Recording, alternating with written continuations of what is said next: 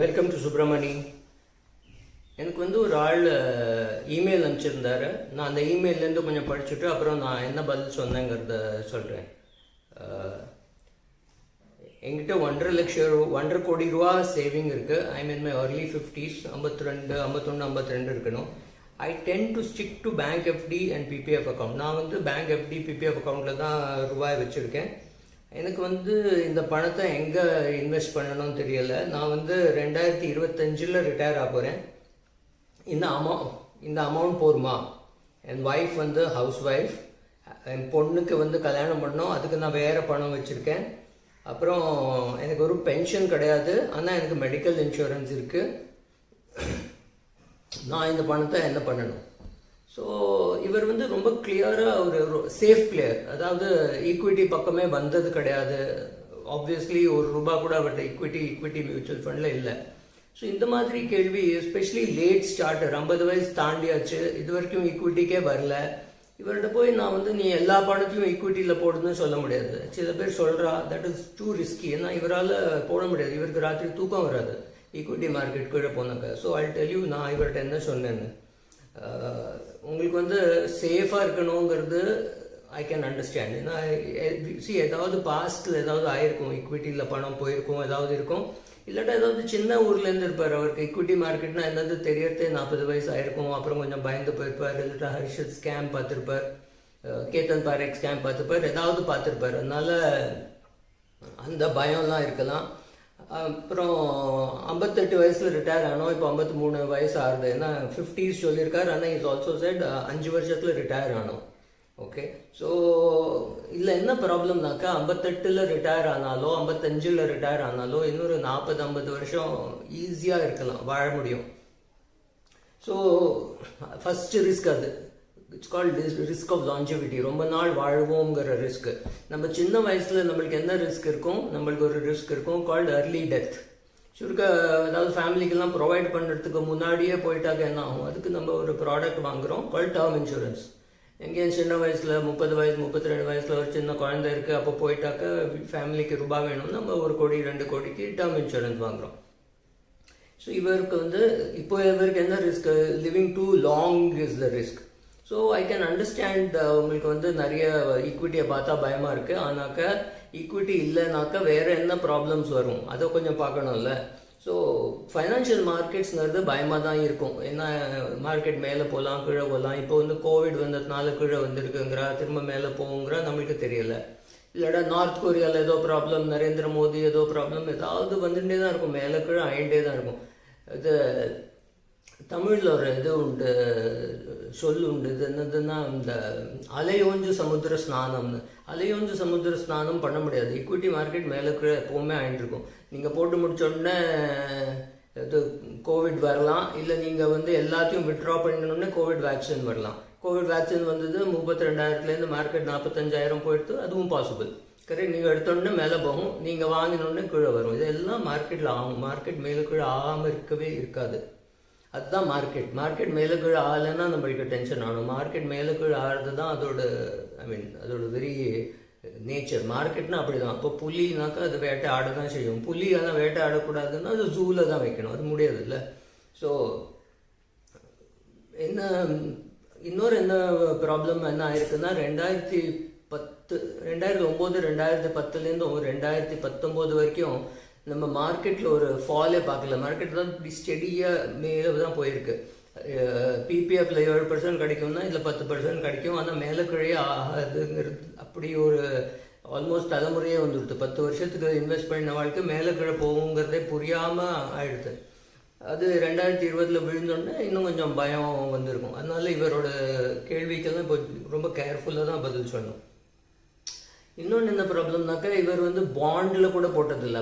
Bond மார்க்கெட்லேயும் மேலே கீழே போடலாம். நம்ம பார்த்துருக்கோம், ஈக்விட்டி மார்க்கெட் எப்படி மேலே கீழே போட்டோ அதே மாதிரி டெட் மார்க்கெட்டும் மேலே கீழே போகும். நம்ம நான் ரொம்ப சேஃபாக இருக்கேன், நான் கில்ட்டில் தான் போடுவேன், கவர்மெண்ட் செக்யூரிட்டிஸில் தான் போடுவேன்னா, கவர்மெண்ட் செக்யூரிட்டிஸில் டிஃபால்ட் ரிஸ்க் கிடையாது. அங்கேயும் இன்ட்ரெஸ்ட் ரேட் மாதிரினாக்கா உங்களுக்கு நெகட்டிவ் ரிட்டர்ன் கிடைக்கலாம். நம்மளுக்கு எப்படி கவர்மெண்ட் பாண்டில் உங்களுக்கு எப்படி நெகட்டிவ் ரிட்டர்ன் கிடைக்கும்? நெகட்டிவ் ரிட்டர்ன் கவர்மெண்ட் பாண்ட்லனாக்கா இன்ட்ரெஸ்ட் ரேட் மாறி இருக்கு, கோயிங் ஆன் அகெயின்ஸ்ட் யூ. அதாவது வட்டி வந்து ரொம்ப லோவாக இருந்தது, இப்போ மேலே போயிருக்கு. 5% இருந்தது, இப்போ 5.25 ஆயிருக்குன்னா உங்களுக்கு நெகட்டிவ் ரிட்டர்ன் கில்ட் ஃபண்ட்லேயும் வரலாம். இன்ஃபேக்ட் கில்ட் ஃபண்டில் ஜாஸ்தி வரலாம், பிகாஸ் அதில் வந்து longer duration funds, right?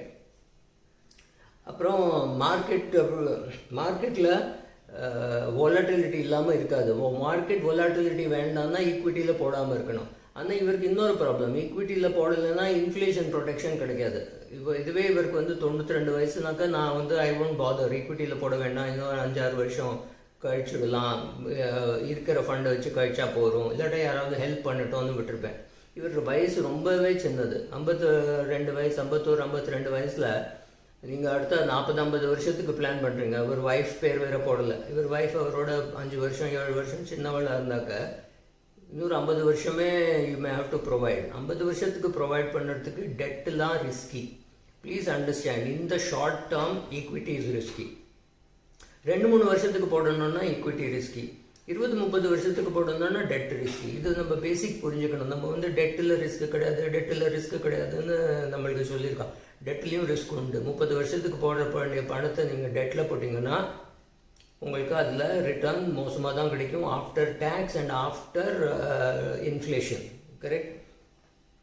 So சேஃப்ங்கிற வார்த்தை நம்ம வந்து டிலீட் பண்ணணும். ஏன்னா சேஃப்னாக்கா அது க்ரோ ஆனோம்ல. சும்மா ஒரே இடத்துல இப்போ ஒரு கப்பலில் கட்டி அதை கரையிலேயே வச்சுருந்தாக்கா நிச்சயமாக ரிஸ்கே கிடையாது, அது முங்காது. ஆனால் நம்ம கப்பல் கட்டுறது எதுக்கு? சும்மா நிற்க வைக்கிறதுக்கு. அதுக்கு பில்டிங் கட்டலாமே. நம்ம கப்பல் கட்டுறதே சமுதிரத்துக்கு போகிறதுக்கு தானே. அங்கே சேஃபாக இருக்கா பார்க்கணுமே தவிர, இல்லை நான் வந்து இங்கே தான் இருப்பேன், நான் தண்ணியிலே இறங்க மாட்டேன், என்னால் முழுக மாட்டேன்னா நீச்சல் கற்றுக்க முடியாது. அது நம்ம வேறு ஒன்றும் ப்ராப்ளம் இல்லை. நீச்சலும் கற்றுக்கணும்னா தண்ணியில் இறங்கி தான் ஆகணும், கரெக்ட்?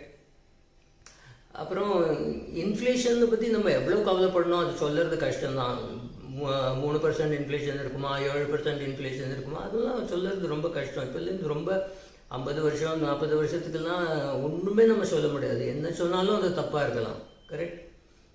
இது வந்து நான் இந்த கூகுள் மேப் மாதிரி வச்சுருக்கேன். அதாவது நீங்கள் வீட்டிலேருந்து கிளம்புறீங்க, உங்களுக்கு நீங்கள் வச்சுக்கோங்களேன், நீங்கள் வந்து பாரிஸ்க்கு போகணும், நீங்கள் பெசன்ட் நகர்லேருந்து கிளம்பி பாரிஸ்க்கு போகணும். ஸோ நீங்கள் கூகுள் மேப்பில் கேட்குறீங்க எத்தனை நாள் ஆகும். அதாவது மேப்பு வந்து டிராஃபிக்கெல்லாம் பார்த்து 45 நிமிஷத்தில் போயிடலாம், இப்போ ரொம்ப டிராஃபிக் இல்லைங்கிறது. திடீர்னு கொஞ்சம் நீங்கள் 10 நிமிஷம் ஓட்டினதுக்கு அப்புறம் அங்கே ஏதோ ஒரு பெரிய ஆக்சிடென்ட் இருக்குது. அங்கே உடனே அது உங்களை ரீரூட் பண்ண சொல்லுறது. இங்கேருந்து போக முடியாது, இங்கே ரொம்ப டைம் ஆகும், கொஞ்சம் சுற்றி போகணும், அது வந்து 2 மணி நேரம் ஆகும், இல்லை 1.5 மணி நேரம் ஆகுங்கிறது. அப்போ நீங்கள் கூகுள்கிட்ட கேட்க முடியாது, நீ அப்போ 40 நிமிஷம் சொன்னீங்க, இப்போ ஏன் 1.5 மணி நேரம் சொல்கிறேன்னு. ஏன்னா அங்கே ஆக்சிடென்ட் ஆக போகிறதுங்கிறது கூகுளுக்கும் தெரியாது, கரெக்ட்? அதே மாதிரி தான் 50 வருஷத்துக்கு எவ்வளோ வட்டி கிடைக்கும் சொல்கிறது ரொம்ப கஷ்டம். ஆனாக்கா ஈக்விட்டியில் டெட்டோட ஜாஸ்தி கிடைக்கும், அது தெரியணும் உங்களுக்கு. அது தவிர ஒன்றும் தெரிய வேண்டிய அவசியம் இல்லை.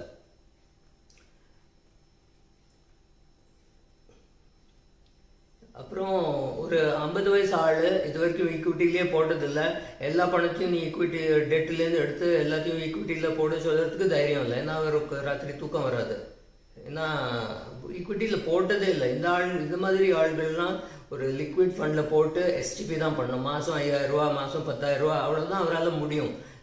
ஆக்சுவலி அவரால் ஜாஸ்தி முடியும், ஏன்னா அவர் மனசு வந்து அலோவ் பண்ணாது, அதுதான் ப்ராப்ளம். ஸோ அட்லீஸ்ட் இப்போலேருந்து ஒரு எஸ்ஐபி ஆரம்பிச்சு மாதம் 25,000 30,000 ரூபா போட்டாருனாக்கா ரிட்டையர் ஆகிறதுக்குள்ள ஒரு 7-8 லட்சம் ரூபா அவருக்கு ஈக்விட்டியில் இருக்கும். அதை தொடக்கூடாது. அஃப்கோர்ஸ் பாக்கி அது மாத்திரம் இல்லை, இவர் வீட்டு செலவு எவ்வளவுன்னு எழுதலை. இவரோட வீட்டு செலவு இவர் ரிட்டையர் ஆகிறது, இப்போது இன்னும் ரிட்டையர் ஆகிறதுக்கு 4-5 வருஷம் கழிச்சு ரிட்டையர் ஆகிறது இவரோட வீட்டு செலவு மாதம் 50,000 ரூபானாக்கா, இல்லை மாதம் 60,000 ரூபா வச்சுக்கோங்க, 60,000னாக்கா 7 லட்சம் ரூபா அப்ராக்சிமேட்லி பர் இயர். அது வந்து இன்டூ 30 2.25 கோடி வேணும் இவருக்கு. 2 கோடி 10 லட்சம் இவருக்கு வேணும் வெறும் ரிட்டையர்மெண்ட்டுக்கு. அந்த பொண்ணு கல்யாணம் அதெல்லாம் தவிர இவருக்கு 2 கோடி 10 லட்சம் வேணும். இவருக்கு இருக்கிறதோ 1.5 கோடி தான், right? So that is a short fall. So இவருக்கு இன்னும் என்ன பண்ணணும்னா ஒரு 5 வருஷம் வேலைக்கு எக்ஸ்டெண்ட் பண்ண முடிஞ்சால் இன்னும் தேவையில்லை. எக்ஸ்டெண்ட் பண்ணுறதே எவ்வளோ சம்பாதிக்கணும், எவ்வளோ சம்பாதிக்கிறாரோ அவ்வளோ சம்பாதிக்க முடியாது, பரவாயில்ல. அட்லீஸ்ட் அந்த கார்பஸை தொடாமிக்க இருக்கணும். மாதம் 50,000 ரூபா செலவாக, மாதம் 50,000 ரூபா வீட்டு செலவாக 50,000 ரூபாயாவது ஏர்ன் பண்ணணும். திரும்ப 15 லட்சம் 20 லட்சத்துக்கு வேலை கிடைக்கும்னு எதிர்பார்க்கக்கூடாது. 5 லட்சம் 6 லட்சம் கிடைச்சாக்க பரவாயில்ல அட்லீஸ்ட் கேபிட்டலில் இன்னொரு 5 வருஷம் கழித்து தான் தொடப்போகிறேன், 65 வயசில் தான் தொடப்போகிறேன், 66 வயசில் தான் தொடப்போகிறேங்கிற தன்னம்பிக்கை வரும். அதுக்குள்ளே அந்த கேபிட்டல் இருக்கிறதுங்கிறதும் வளரும் இல்லையா. இன்னொரு 5 வருஷம் அது வளரும், அதுக்கப்புறம் தான் தொடப்போகிறேன்னு பண்ணணும். அதுவே 67 68 வயசு வரைக்கும் வேலை கிடச்சி கொடுத்தோன்னா இவரோட ரூபா காணும். இல்லைன்னா கொஞ்சம் ரூபா காணுறது கொஞ்சம் கஷ்டம்தான்.